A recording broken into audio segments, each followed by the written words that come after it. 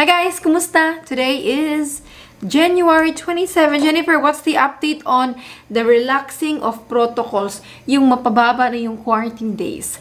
It's very promising because Father Nicanor, Austriarco of Octa Research, and Sir Joey Concepcion, Presidential Advisor for Entrepreneurship, wrote to Secretary Galvez and Secretary Duque asking them to bring down the quarantine days from 5 days to just 3 days.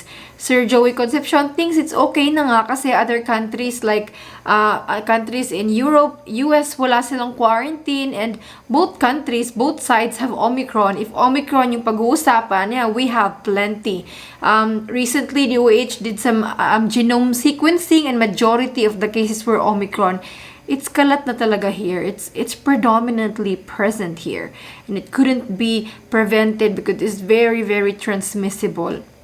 But Sir Joey Concepcion said that the Philippines should look at Thailand. Thailand is following America and Europe, in which upon arrival, if you have a negative test result, you can go. In Thailand, they have no quarantine required. And he said that eventually, we will also go there. Down the road, quarantine will also be removed. In other words, he said, we have to move on. It looks like we are stuck in the same place. So right now, the first move that the Philippines should do is to bring down the quarantine to just 3 days. Kasi hindi naman nila gagawin agad-agad walang quarantine. So this is a good start. 3 days. Eventually na, tanggalin na. There is an approved antigen test kits. We international arrivals can have a test, can get tested at home now. We can coordinate with our LGU, right?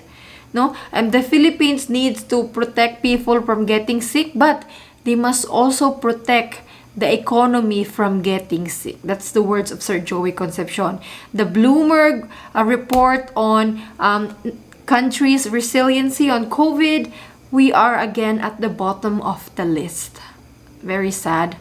Although they reported that our economy daw improved, I think 7%, even with that, we're still at the bottom of the list. Nakakalungkot.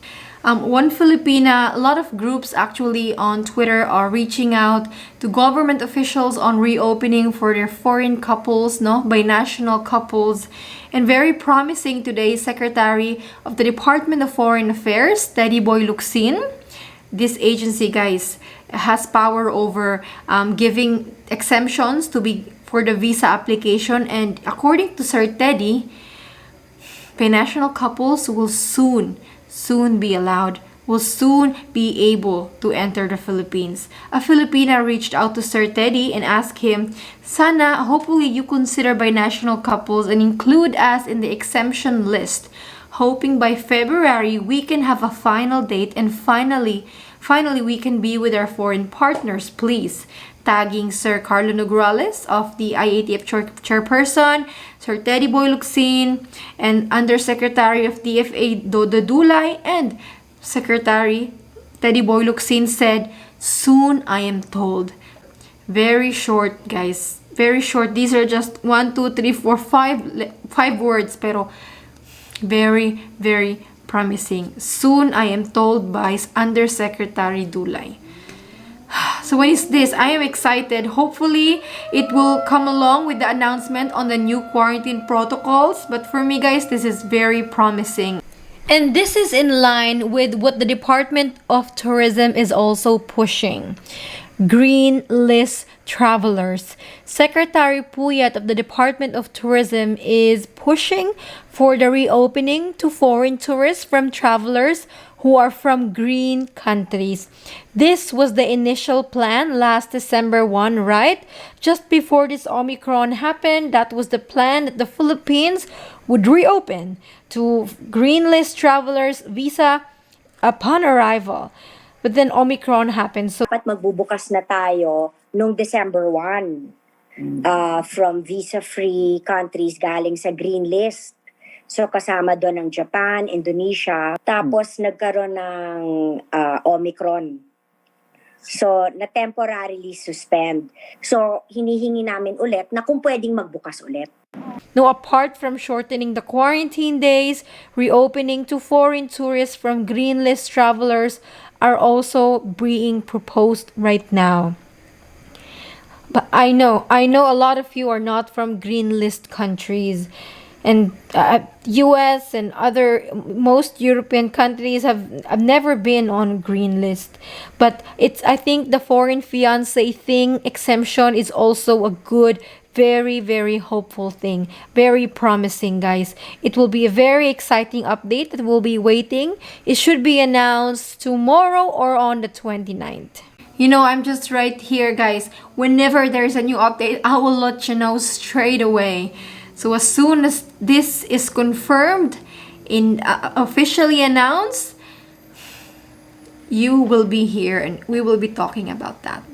Pero tomorrow, guys, I'm feeling ko tomorrow more probably the announcement on whether nagbabago ba yung protocols, the updated list on green list, red list, yellow list will be tomorrow since they had their meeting today. So it's either tomorrow or 29. So I will let you know as soon as it is released. Will there be a change? Tatanggalin na ba yung color coding? Sana. But anyways, when it comes to red list, you guys don't have to worry because everyone is allowed. Kahit pa ma-red list kayo. Yun nga lang, it's just about the quarantine days. So this is all for today po. Stay safe and God bless you. Bye. Kay IATF, si Sec Galvez at kay Duque, si Father Nick at ako, sumulat dito na dapat ibaba na ang quarantine mula 5 days to 3 days, no? Kasi dati 3 days yan bago dumating yung Omicron. Nung dumating yung Omicron, tinaas nilang quarantine sa mga dumadating na balikbayans at mga ibang Filipinos returning back, no, from their vacation. So we're telling them, ibaba na nila sa 3 days, no? I think it's okay because in America and here in other countries may Omicron on both sides. So what is the risk, no? Hardly any risk.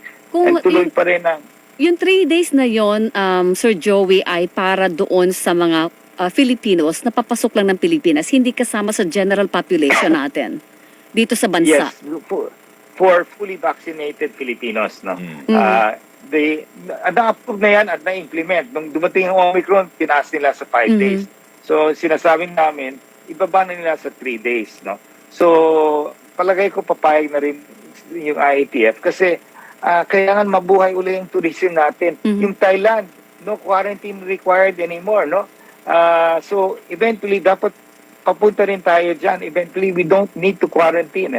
I actually am in America right now and I'm in California and you come in, you take your antigen and if you're negative, you travel.